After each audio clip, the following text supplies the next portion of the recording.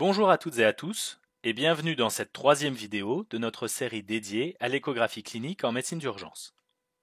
Nous allons aujourd'hui aborder l'échographie pleurale, un outil qui deviendra rapidement indispensable pour la prise en charge de vos patients dyspnéiques, qu'ils soient stables ou non. Comme pour l'échographie 4 points, je vous rappelle que le lien met à votre disposition une synthèse complète des aides cognitives utiles en situation d'urgence, dont celles relatives à l'ECMU. Gardez-le à portée de main lors de vos entraînements pour vous familiariser avec son contenu. Quels sont vos objectifs?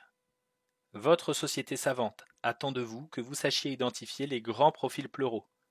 Les lignes A correspondant au profil A, les lignes B caractéristiques du profil B, la condensation ou profil C, l'épanchement pleural liquidien et l'épanchement pleural gazeux, le pneumothorax. La reconnaissance rapide de ces profils vous permettra d'orienter le diagnostic des patients dyspniques en quelques secondes, en particulier lorsqu'ils sont instables.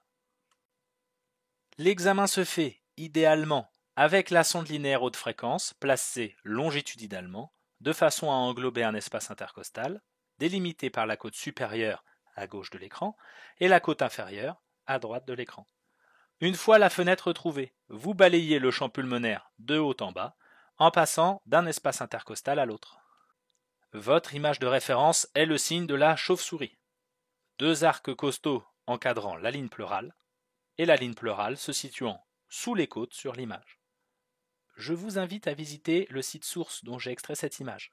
Il est bien conçu, avec beaucoup de contenu explicatif sur l'échographie clinique et une banque d'images et de clips vidéo de qualité.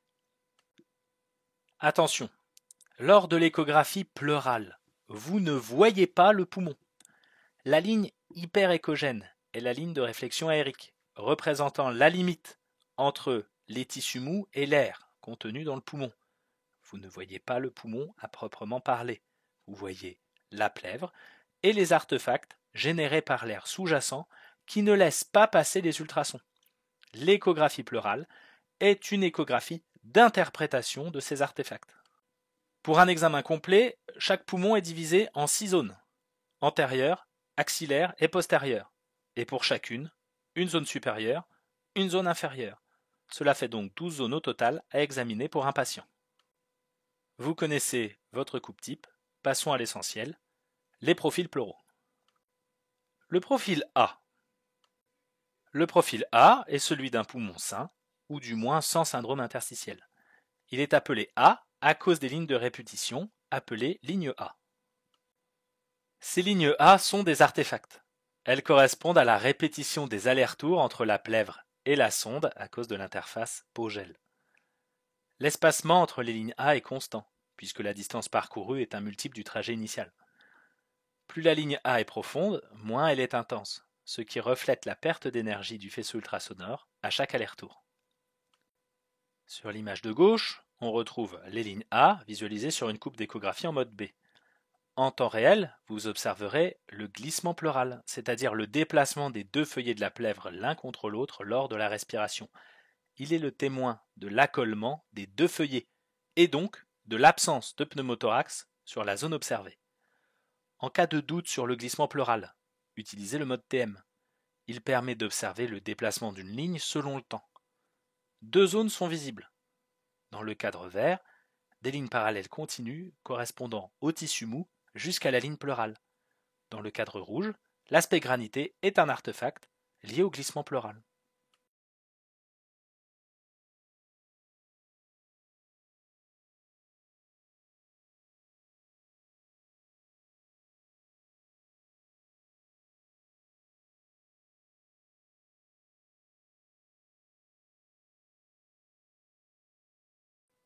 Autre signe échographique attestant de l'accolement des deux feuillets pleuraux, le pouls pleural.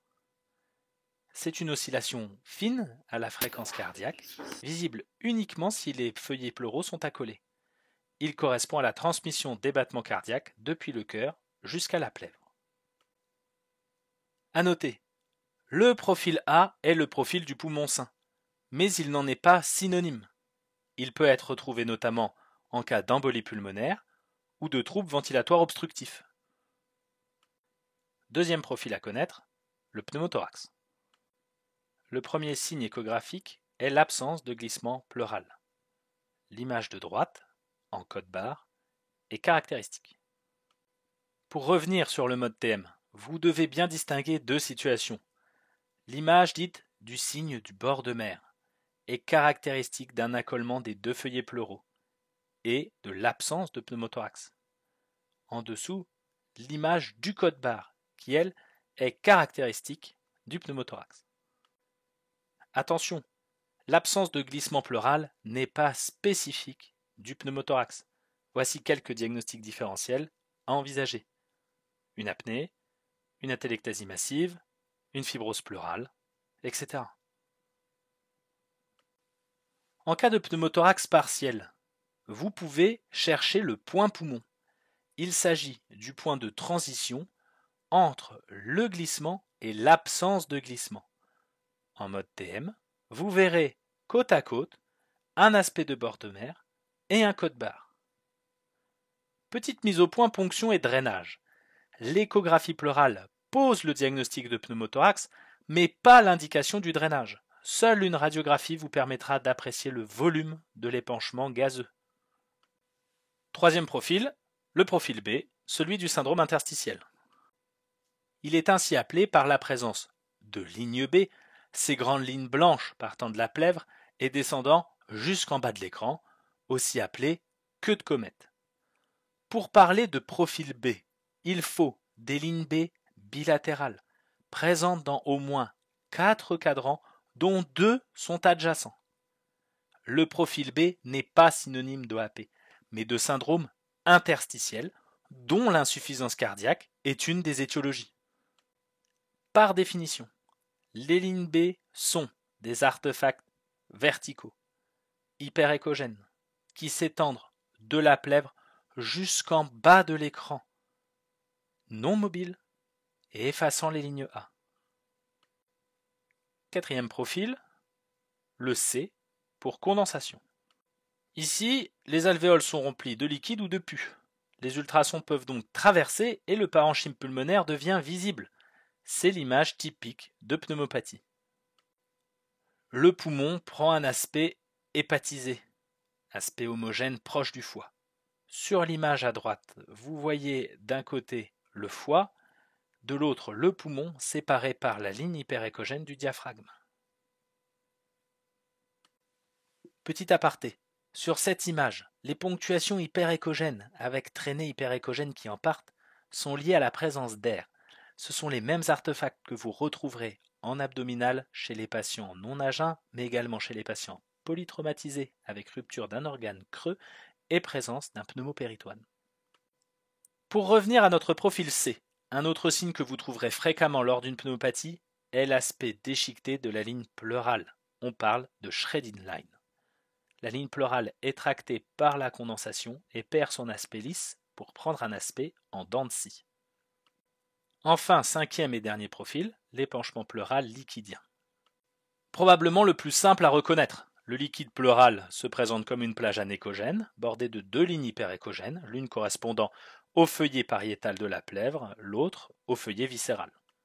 En mode TM, vous pouvez observer les variations liées à la respiration. L'écho-repérage d'un épanchement pleural permet de pliquer le plus bas possible lors d'une aspiration ou d'un drainage, tout en se protégeant d'une lésion hépatique ou splénique. Comment intégrer l'échographie pleurale dans la prise en charge des patients aux urgences? Le Blue Protocol est un début, mais pas une fin. Le Blue Protocol est un algorithme développé pour l'évaluation des patients dyspnéiques en réanimation, mais il est transposable en partie aux urgences. Comment l'utiliser? D'abord, rechercher le glissement pleural. S'il est absent, il faut en premier lieu éliminer un pneumothorax. S'il est présent, on cartographie les 12 zones du poumon. Et en fonction des profils. Profil B, syndrome interstitiel. Profil AB, donc B mais unilatéral. Ou profil C, pneumopathie. Profil A bilatéral, pensez à l'embolie pulmonaire ou au trouble ventilatoire obstructif. En cas de profil A, on complète l'examen par une échographie 4 points. Si elle est positive, le diagnostic d'embolie pulmonaire est très probable. L'exploration du profil B, elle, sera poursuivie dans une vidéo dédiée à l'échographie cardiaque. Que retenir de cette vidéo? L'échographie pleurale est un outil d'une grande puissance diagnostique, accessible rapidement si vous vous exercez régulièrement. Elle permet de répondre en quelques minutes à des questions majeures chez vos patients dyspnéiques, pneumothorax, épanchement liquidien, syndrome interstitiel, atteinte parenchymateuse, avant la radio et même avant le bilan biologique. Il est très facile d'obtenir un haut niveau de compétence en échographie pleurale. Réalisez une échographie pleurale à chaque patient se présentant pour dyspnée et vous obtiendrez des résultats spectaculaires en quelques jours seulement. Dans la prochaine vidéo, nous aborderons la fast échographie, autre incontournable de votre pratique. Bon courage à tous, travaillez bien.